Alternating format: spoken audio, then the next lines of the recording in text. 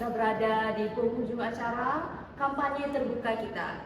Silakan kepada nomor urut 1 untuk closing statement kepada Bapak Stefano, saya persilahkan.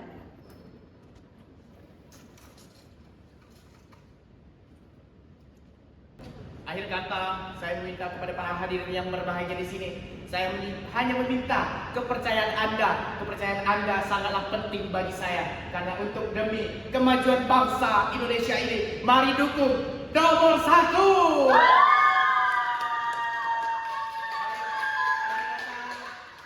Terima kasih. Assalamualaikum warahmatullahi wabarakatuh. Shalom, Om Swastiastu, Namo Buddhaya, Salam Kebajikan. Adil kata Indo, Bacramin Kak Saluda, Bahasa Ingat Kak Jubata. Baik, terima kasih kepada Bapak Stefano. Selanjutnya kita akan dengarkan closing statement dari nomor urut 2 kepada Ibu Olga Putri Perdana. Saya persilahkan.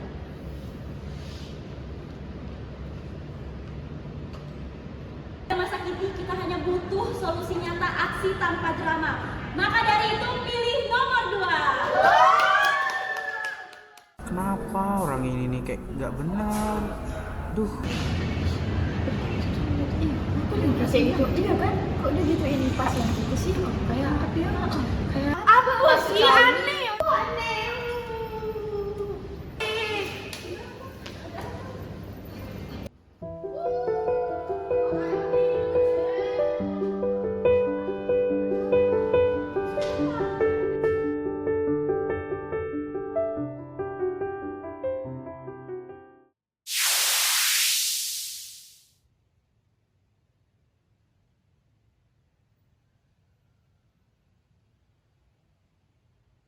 halo teman-teman semuanya, perkenalkan saya Nina dan sekarang saya bersama narasumber dari Ketua Komisi Pemilihan Umum Provinsi Kalimantan Barat.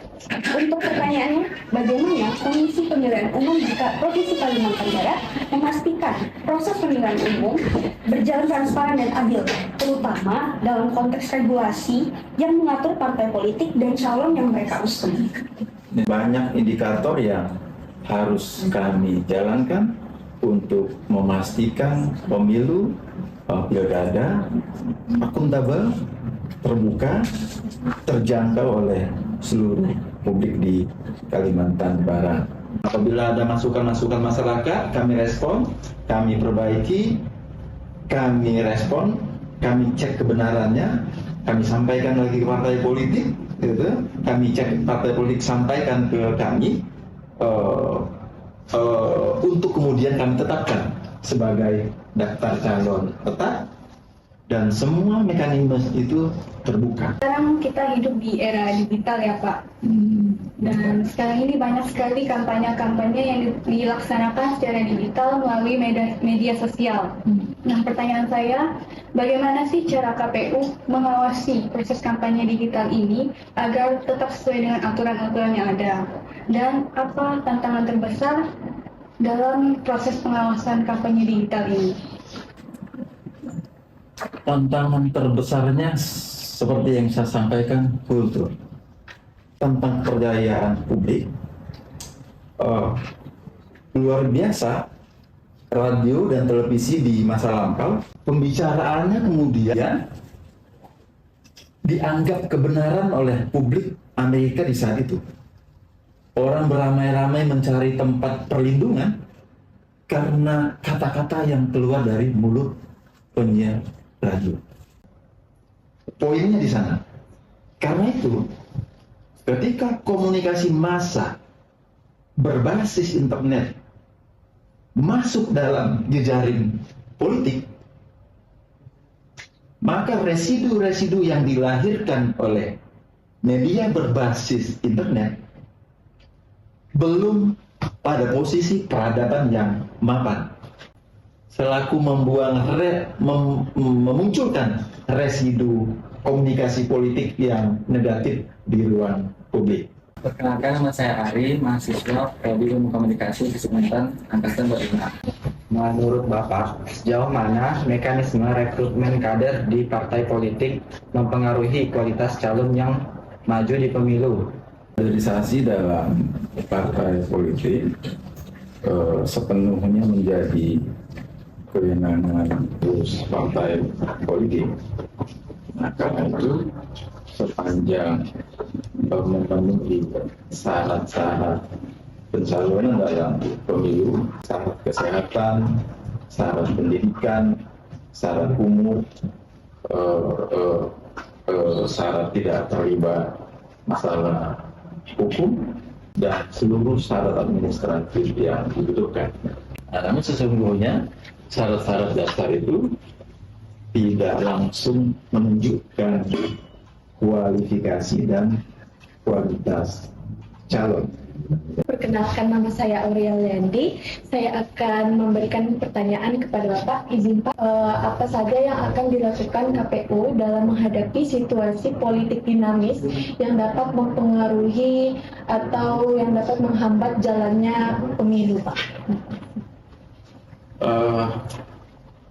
Memang sejatinya politik itu dinamis.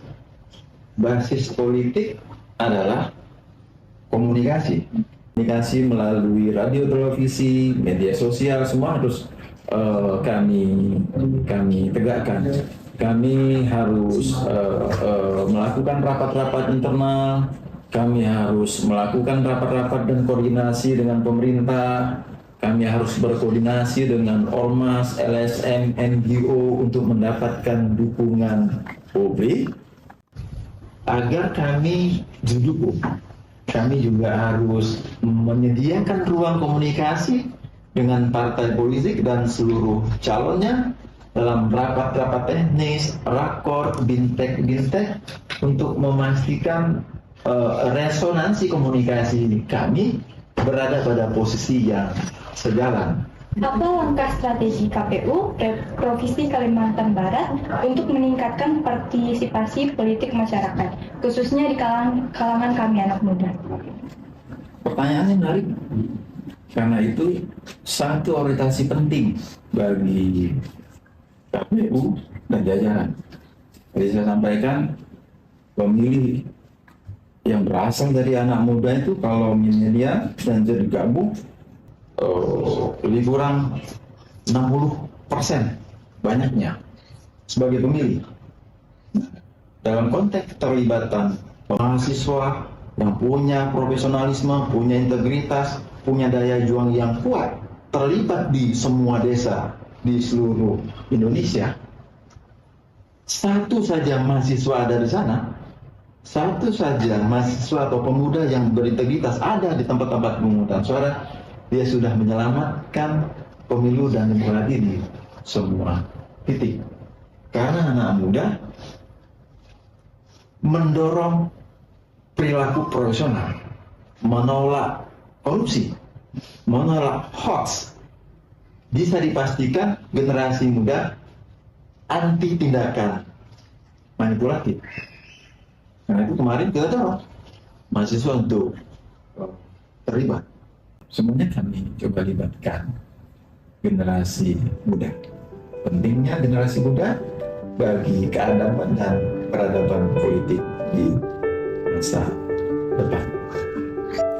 Melalui perjalanan ini, kita belajar bahwa politik bukan hanya soal memilih calon, tetapi juga memahami bagaimana proses pemilu bekerja di balik layar.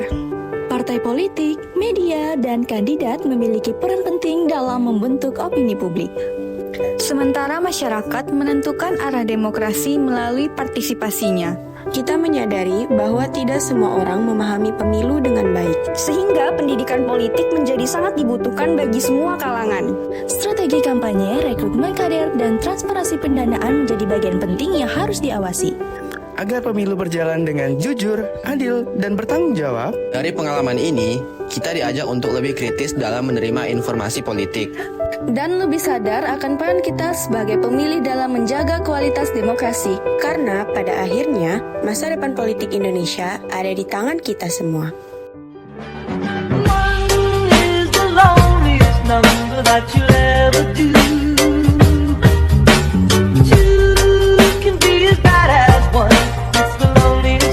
This is the number one.